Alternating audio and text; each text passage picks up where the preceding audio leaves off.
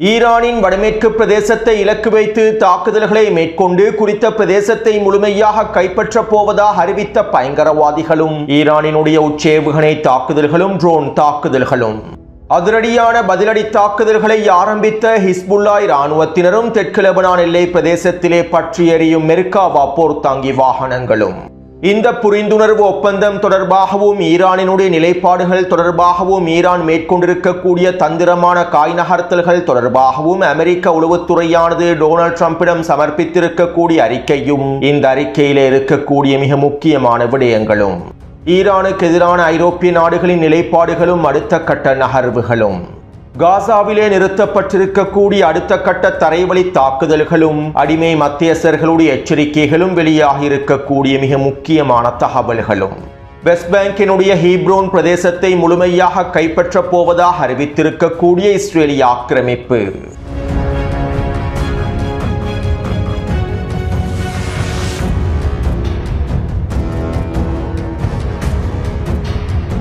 West பேங்கினுடைய வரலாற்று சிறப்புமிக்க பிரதேசங்களில் ஒன்றாக ஹீப்ரோன் பிரதேசமும் காணப்படுகின்றது. வெஸ்ட் பேங்கினுடைய தெற்கு பிரதேசமாக அமைந்திருக்கக்கூடிய ஹீப்ரோன் பிரதேசத்தில் தான் வரலாற்று முக்கியத்துவம் வாய்ந்த இப்ராஹிமியா மசூதியும் காணப்படுகின்றது. டொனால்ட் ட்ரம்பினுடைய பீஸ் கவுன்சில் நிர்வாகத்தின் மூலமாக ஏற்படுத்தப்பட்ட யுத்த நிறுத்தத்தை தொடர்ந்து இஸ்ரேலிய ஆக்கிரமிப்பு ஹீப்ரோன் பிரதேசத்தில் இருக்கக்கூடிய இப்ராஹிமியா மசூதியை முழுமையாக தங்களுடைய கட்டுப்பாட்டுக்கு கீழால் கொண்டு வந்தது. காசாவிலே ஒப்பந்தம் கைச்சாத்திடப்பட்டதும் குறித்த மசூதி இஸ்ரேலிய ஆக்கிரமிப்பு முழுமையாக கைப்பற்றி கொண்டது. இந்த வருடத்தினுடைய ஆரம்பத்திலேயே இவை தொடர்பான தகவல்களை பதிவிட்டிருந்தேன். அதே போன்று ஹீப்ரோன் பிரதேசத்தில் இருக்கக்கூடிய ஃபதா அமைப்புக்கு சார்பான பலஸ்தீனிய தலைமைகள் ஃபதா அமைப்பிலிருந்து முழுமையாக விலகியுள்ளார்கள். கைகூலி துரோகி அப்பாஸோடு ஏற்பட்ட முரண்பாடுகளின் விளைவாகவே ஹீப்ரோன் பிரதேசத்தில் இருக்கக்கூடிய ஃபதா அமைப்பினுடைய தலைவர்களும் மிக முக்கியமான வியாபாரிகளும் பலஸ்தீன அதிகார சபையுடனான உறவுகளை முறித்துக் கொண்டார்கள். இதைத் தொடர்ந்து ஹீப்ரோன் பிரதேசத்தில் இருக்கக்கூடிய ஃபதா அடிமைகளும் வியாபாரிகளும் இஸ்ரேலிய ஆக்கிரமிப்புடன் நேரடியான பேச்சுவார்த்தைகளை மேற்கொண்டார்கள். இதன்போது இவர்களுக்கு ஐக்கிய அரபு அமீரகமும் முழுமையான ஆதரவை வெளிப்படுத்தியது. மேலும் இந்த ஃபதா அடிமைகளுக்கு தேவையான முழுமையான ஆதரவை வழங்குவதாக ஐக்கிய அரபு அமீரகம் அறிவித்தது. இதற்கமைவாக பல மில்லியன் டாலர் உதவிகளையும் ஐக்கிய அரபு அமீரகம் வழங்கியது. இதைத் தொடர்ந்து ஹீப்ரோன் பிரதேசத்தில் இருக்கக்கூடிய பலஸ்தீனிய வியாபாரிகளும் ஃபதா அடிமைகளும் இஸ்ரேலிய ஆக்கிரமிப்போடு பேச்சுவார்த்தைகளை மேற்கொண்டு ஹீப்ரோன் பிரதேசத்தினை ஒரு தனியான நிர்வாக அழகாக உருவாக்க வேண்டும் என்றும் இவ்வாறு ஹீப்ரோன் பிரதேசம் பலஸ்தீன் அதிகார சபையிலிருந்து தனியான ஒரு நிர்வாக அழகாக உருவாக்கப்பட்டதற்கு பின்பு நாங்கள் இஸ்ரேலோடு நேரடியான தொடர்புகளை ஏற்படுத்தி ஆபிரகாம் உடன்படிக்கையில் இணைந்து கொள்கின்றோம் என்றும் இஸ்ரேலிய நிர்வாகத்திற்கு கீழால் தனியாக இயங்கக்கூடிய பிரதேசமாக ஹீப்ரோன் பிரதேசத்தினை மாற்றி அமைக்கின்றோம் என்றும் தெரிவித்திருந்தார்கள். கடந்த வருடத்தினுடைய இறுதி பகுதியிலேயே இந்த சம்பவங்கள் நடைபெற்றிருந்தன. என்னுடைய காணொலிகளை தொடர்ச்சியாக பார்வையிடக்கூடியவர்களுக்கு இந்த தகவல்கள் தெளிவாக புரிந்திருக்கும். எனவே தற்போது இஸ்ரேலிய ஆக்கிரமிப்பு ஹீப்ரோன் பிரதேச ஃபதா அடிமைகளுடைய பலஸ்தீனிய வியாபாரிகளுடைய கோரிக்கைகளுக்கு அமைவாக ஒஸ்லோ உடன்படிக்கையிலிருந்து ஹீப்ரோன் பிரதேசத்தை முழுமையாக ரத்து செய்துள்ளது. இதற்கமைவாக தற்போது ஒஸ்லோ உடன்படிக்கையிலிருந்து ஹீப்ரோன் பிரதேசமும் விடுவிக்கப்பட்டுள்ளது.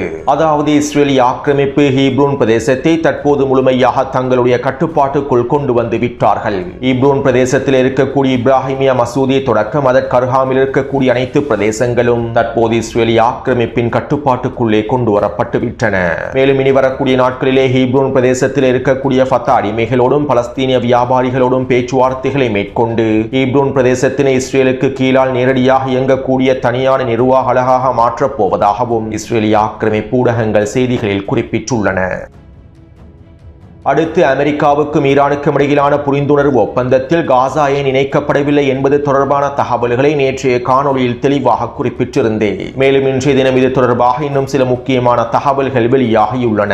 அதாவது பாகிஸ்தானிய மத்தியஸ்தர்களுடைய தலைமையில் மேற்கொண்ட பேச்சுவார்த்தைகளின் போது லெபனானிய களத்தை போன்று காசாவினுடைய களத்தையும் இணைத்துக் கொள்ள வேண்டும் என்றும் காசாவிலே இஸ்ரேலிய ஆக்கிரமிப்பு ஆரம்பிக்க இருக்கக்கூடிய தரைவழி தாக்குதல்களை முழுமையாக நிறுத்துவதற்கான நிபந்தனைகளையும் முன்வைக்க வேண்டும் என்றும் லெபனானிலே இஸ்ரேல் மேற்கொள்ளக்கூடிய வான்வழி தாக்குதல்களை நிறுத்துவதற்கான நிபந்தனைகளை போன்று காசாவிலும் இஸ்ரேலிய ஆக்கிரமிப்பு மேற்கொள்ளக்கூடிய வான்வழி தாக்குதல்களை நிறுத்துவதற்கான நிபந்தனைகளையும் இணைத்துக் கொள்ள வேண்டும் என்றும் ஈரானிய தலைமைகள் பாகிஸ்தானிய மத்தியஸ்தர்களுக்கு முன்வைத்துள்ளார்கள். இருப்பினும் கடந்த 3 வாரங்களுக்கு முன்பு பாகிஸ்தானிய மத்தியஸ்தர்களோடு கத்தாரிய மத்தியஸ்தர்களும் இணைந்து கொண்டார்கள். தற்போது ஈரானுக்கும் அமெரிக்காவுக்கும் இடையிலே உடன்பாட்டை ஏற்றிருக்கக்கூடிய புரிந்துணர்வு ஒப்பந்தம் கத்தாரிய மத்தியஸ்தர்கள் மூலமாகவே வடிவமைக்கப்பட்டிருந்தது. கத்தாரிய மத்தியஸ்தர்கள் ஈரானுக்கு தொடர்ச்சியாக விஜயம் செய்து ஈரானிய தலைமைகளோடு பேச்சுவார்த்தைகளை மேற்கொண்டு இந்த புரிந்துணர்வு உடன்படிக்கையை ஏற்படுத்துவதற்கான முயற்சிகளை மேற்கொண்டிருந்தார்கள். மேலும் இதிலே கத்தார் மத்தியஸ்தராக களமிறங்குவதற்கான காரணங்களையும் 3 வாரங்களுக்கு முன்பே நான் குறிப்பிட்டிருந்தேன். ஆரம்பத்தில் கத்தாரிய மத்தியஸ்தத்தை ஈரான் முழுமையாக நிராகரித்தாலும் பின்பு பாகிஸ்தானிய மத்தியஸ்தர்கள் நேரடியாக கத்தாரிய மத்தியஸ்தர்களின் உதவியை நாடியிருந்தார்கள்.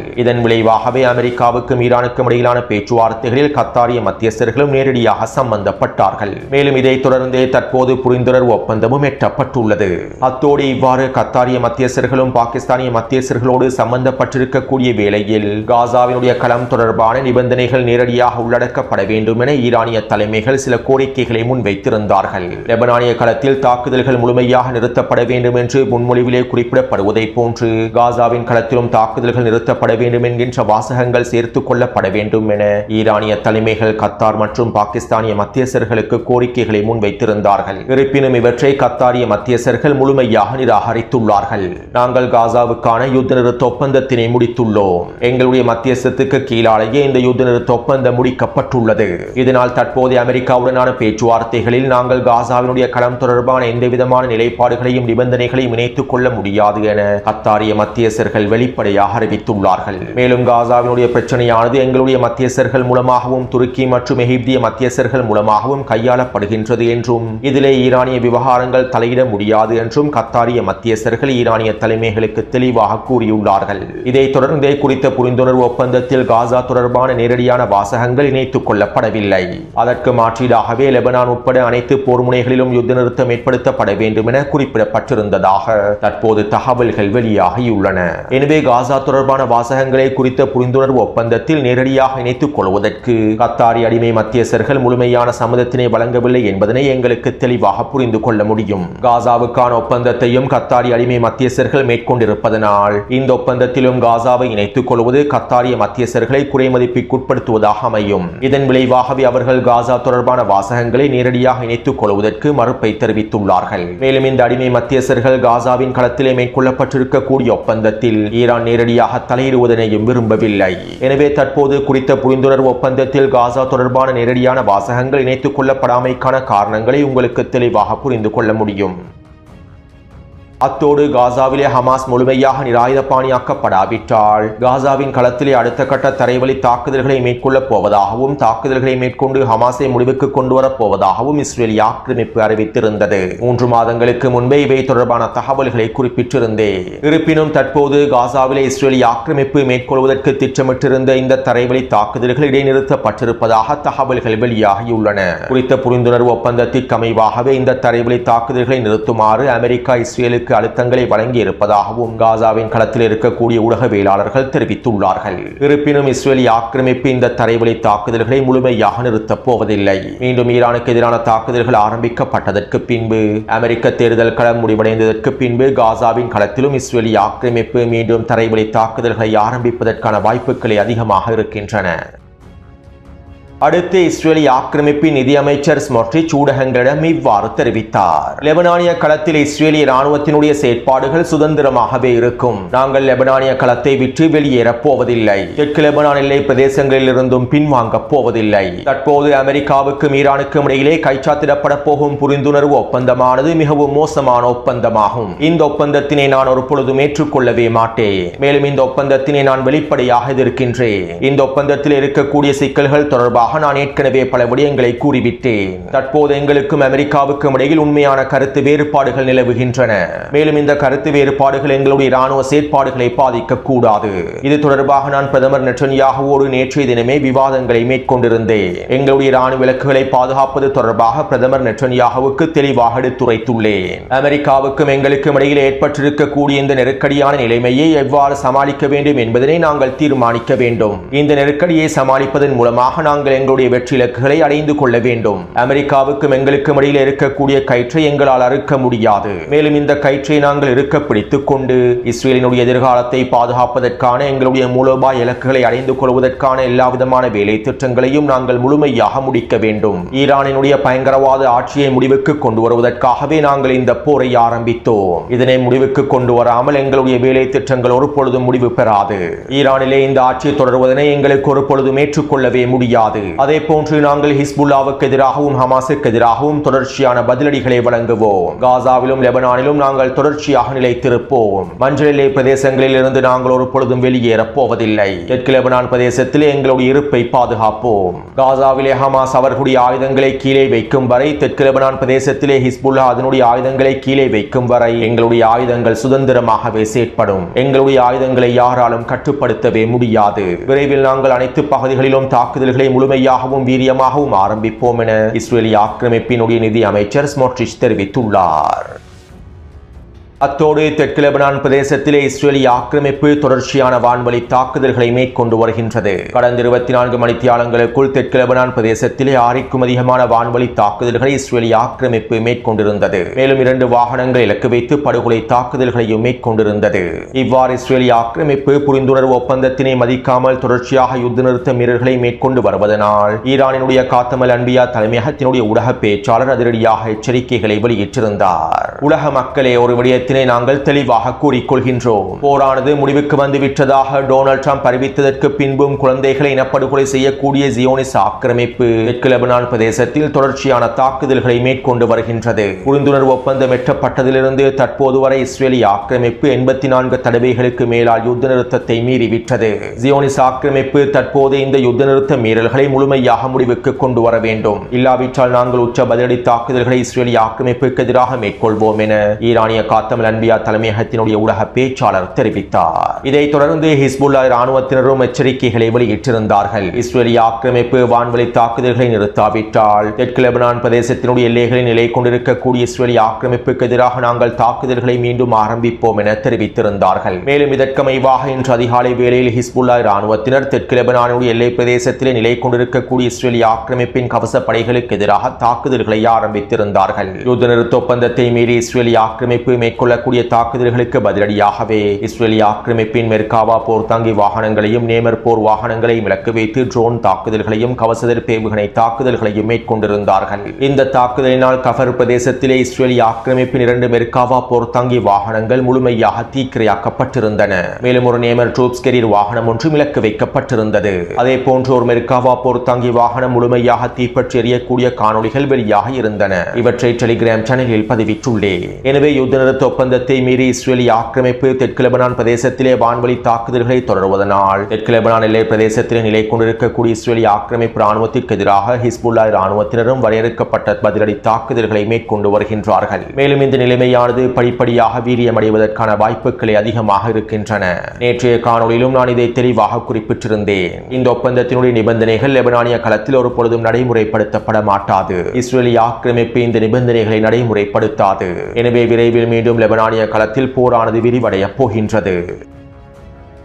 அடுத்து அமெரிக்காவுக்கும் ஈரானுக்கும் இடையிலே மேற்கொள்ளப்பட்டிருக்கக்கூடிய புரிந்துணர்வு ஒப்பந்தத்தில் இருக்கக்கூடிய விடயங்கள் தொடர்பாக இன்னும் முழுமையாக வெளிப்படுத்தப்படவில்லை. நாளைய தினம் ஒப்பந்தம் உத்தியோகபூர்வமாக கைச்சாத்திடப்பட்டதற்கு பின்பே குறித்த புரிந்துணர்வு ஒப்பந்தத்தில் இருக்கக்கூடிய முழுமையான விடயங்கள் அம்பலப்படுத்தப்படும் என மத்தியஸ்தர்கள் அறிவித்துள்ளார்கள். இப்படியான நிலைமையில் அமெரிக்க ஊடகங்களினால் பல போலி பிரச்சாரங்களும் மேற்கொள்ளப்பட்டு வருகின்றன.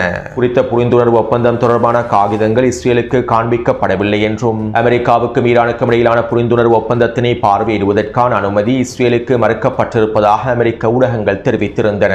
உண்மையில் இந்த செய்திகள் அனைத்தும் போலி செய்திகளாகும். ஒருபொழுதும் இஸ்ரேலிய ஆக்கிரமிப்புக்கு அனுமதி மறுக்கப்படுவதில்லை. இஸ்ரேலிய ஆக்கிரமிப்பு குறித்த புரிந்துணர்வு ஒப்பந்தத்தை ஏற்கனவே பார்வையிட்டுவிட்டது. அமெரிக்காவுக்கும் இஸ்ரேலிய ஆக்கிரமிப்புக்கும் இடையிலே உத்தியோகபூர்வமான உளவுத்துறை பரிமாற்றம் நடைபெறுகின்றது. இதனால் குறித்த புரிந்துணர்வு ஒப்பந்தத்தில் இருக்கக்கூடிய அனைத்து விடயங்களும் இஸ்ரேலிய ஆக்கிரமிப்புக்கு நன்றாகவே தெரியும். நெட்டன்யாகுவும் குறித்த புரிந்துணர்வு ஒப்பந்தத்தினை முழுமையாக பார்வையிட்டுள்ளார். அதே நேரம் குறித்த புரிந்துணர்வு ஒப்பந்தத்தினால் அமெரிக்காவுக்கும் இஸ்ரேலுக்கும் இடையில் முரண்பாடுகள் ஏற்பட்டிருப்பதாக மேற்கொள்ளப்படக்கூடிய பிரச்சாரங்கள் அனைத்தும் போலியானவையாகும். இஸ்ரேலிய ஆக்கிரமிப்பின் நிதி அமைச்சர் ஸ்மோட்ரிச் கூறியிருக்கக்கூடிய கருத்துக்கள் மற்றும் அமெரிக்காவுக்கும் இஸ்ரேலுக்கும் இடையில் ஏற்பட்டிருக்கக்கூடிய கருத்து வேறுபாடுகள் தொடர்பான விடயங்கள் என்பன அனைத்தும் நாங்கள் நினைக்கக்கூடிய காரணத்தை விட வித்தியாசமானவை. உண்மையில் இந்த புரிந்துணர்வு ஒப்பந்தத்தின் மூலமாக அமெரிக்காவுக்கும் இஸ்ரேலிய ஆக்கிரமிப்புக்கும் இடையில் இருக்கக்கூடிய கருத்து வேறுபாடு அமெரிக்க ஊடகங்களினால் வெளிப்படுத்தக்கூடிய விடயங்கள் அல்ல. ஈரானுக்கு எதிரான தாக்குதல்களை பிற்படுத்த தெளிவுபடுத்துவதிலேயே அமைந்துள்ளது. அதாவது நெட்டன்யாஹு ஈரானுக்கு எதிரான தாக்குதல்களை தொடர்ச்சியாக மேற்கொள்ள வேண்டும் என விரும்புகின்றார். இந்த புரிந்துணர்வு ஒப்பந்தத்தினை மேற்கொள்ளாமல் ஹெர்முஸ் ஜலசந்தி பிரதேசம் தொடர்பான விவாதங்கள் மேற்கொள்ளப்படாமல், ஈரானினுடைய எண்ணெய் வர்த்தகம் மீதான பொருளாதார தடைகள் நீக்கப்படாமல் ஈரானுக்கு எதிராக தொடர்ச்சியான மோதல்களை ஏற்படுத்த வேண்டும் என்று நெட்டன்யாஹு விரும்புகின்றார். அதே நேரம் டொனால்ட் ட்ரம்பும் அவருடைய நிர்வாகமும் அமெரிக்க தேர்தல் முடிவடைந்ததற்கு பின்பு ஈரானுக்கு எதிரான தாக்குதல்களை ஆரம்பிப்பதற்கு விரும்புகின்றார்கள். ஹெர்முஸ் ஜலசந்தி பிரதேசம் முழுமையாக இழுத்து மூடப்பட்டிருப்பதும் அமெரிக்காவில் எண்ணெய் விலையானது அதிகரித்திருப்பதும் அமெரிக்க தேர்தலை முழுமையாக பாதிக்கும். இதனால் அமெரிக்க தேர்தல் முழுமையாக முடிவடைந்ததற்கு பின்பே ஈரானுக்கு எதிரான உச்சப்போரை ஆரம்பிப்பதற்கு டொனால்ட் ட்ரம்பும் அவருடைய நிர்வாகமும் விரும்புகின்றார்கள். எனவே டொனால்ட் ட்ரம்புக்கும் நெட்டன்யாஹுவுக்கும் இடையில் இருக்கக்கூடிய உண்மையான கருத்து வேறுபாடு இதுதான் என்பதனை நாங்கள் தெளிவாக புரிந்து கொள்ள வேண்டும். நெட்டன்யாஹு தொடர்ச்சியாக தாக்குதல்களை மேற்கொள்ள வேண்டும் என விரும்புகின்றார். டொனால்ட் ட்ரம்ப் அமெரிக்க தேர்தலுக்கு பின்பு தாக்குதல்களை தொடர வேண்டும் என விரும்புகின்றார். அவ்வளவுதான். அடுத்து நடைபெற்றுக் கொண்டிருக்கக்கூடிய G7 மாநாட்டிலே ஈரான் தொடர்பாகவும் பல விவாதங்கள் மேற்கொள்ளப்பட்டுள்ளன. மேலும் இதன்போது பிரான்சும் பிரித்தானியாவும் ஜெர்மனியும் ஒன்றிணைந்து ஹெர்முஸ் ஜலசந்தி பிரதேசத்திலே புதைக்கப்பட்டிருக்கக்கூடிய கன்னிவெடிகளை அகற்றுவதற்கு முழுமையாக தயாராக இருப்பதாகவும் அறிவித்துள்ளார்கள். குறைந்தது 3 மாதங்களுக்குள் இந்த கன்னிவெடிகளை எங்களுக்கு முழுமையாக நீக்கிவிட முடியும் என்றும் தெரிவித்துள்ளார்கள். அது மட்டுமல்லாமல் பிரான்சும் பிரித்தானியாவும் ஜெர்மனியும் ஏனைய ஐரோப்பிய நாடுகளும் ஒன்றிணைந்து ஈரானுக்கு எதிராக விதிக்கப்பட்டிருக்கக்கூடிய பொருளாதார தடைகள் தொடர்பாக இவ்வாறு அறிவித்துள்ளார்கள். தற்போது அமெரிக்காவுக்கும் ஈரானுக்கும் இடையிலே ஏற்படுத்தப்பட்டிருக்கக்கூடிய புரிந்துணர்வு ஒப்பந்தத்தை நாங்கள் வரவேற்கின்றோம். அதே நேரம் நாங்கள் ஈரானுக்கு எதிரான ஒட்டுமொத்த பொருளாதார தடைகளையும் நீக்கப் போவதில்லை.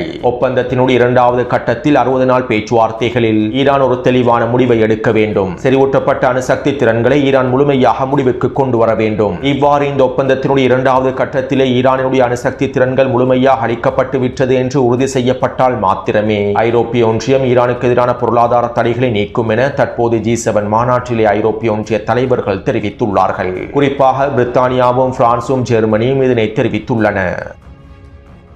அடுத்து அமெரிக்க உளவு பிரிவான CIA உளவு பிரிவானது டொனால்ட் ட்ரம்பிடம் ஈரான் தொடர்பான எச்சரிக்கை செய்திகளையும் அறிக்கைகளையும் முன்வைத்துள்ளது.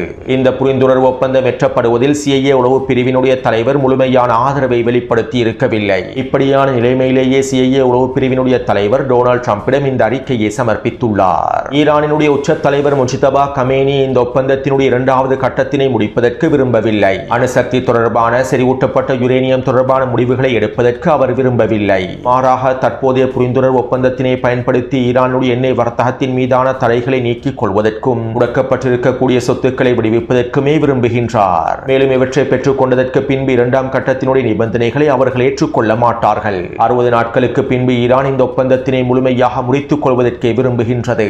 ஈரானுக்குள்ளே பணவீக்கம் உச்சக்கட்டத்தை அடைந்துள்ளது. ஈரானுக்குள்ளே பொருளாதார நெருக்கடிகள் உச்சக்கட்டத்தை அடைந்துள்ளன.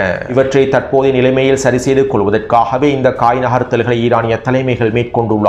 இதனால் இந்த ஒப்பந்தத்தினுடைய 2வது கட்டமானது வெற்றி அளிப்பதற்கான வாய்ப்புகள் குறைவாகவே இருக்கின்றன. மேலும் ஈரானை ஒரு பொழுது முழுமையாக நம்ப முடியாது. இந்த கால இடைவெளியை பயன்படுத்தி ஈரான் அணுசக்தி திறன்களை மாற்றி அமைக்க முடியும். செறிவூட்டப்பட்ட யுரேனியம் தொடர்பான விடயங்களையும் மாற்றி அமைக்க முடியும். இது அமெரிக்காவுக்கும் இஸ்ரேலுக்கும் மிகப்பெரிய ஆபத்தாகவே முடிவடைந்து விடும் என குறித்த உளவுத்துறை அறிக்கையில் CIA உளவு பிரிவினுடைய தலைவர் தெரிவித்திருப்பதாக அமெரிக்க ஊடகங்கள் குறிப்பிட்டுள்ளன.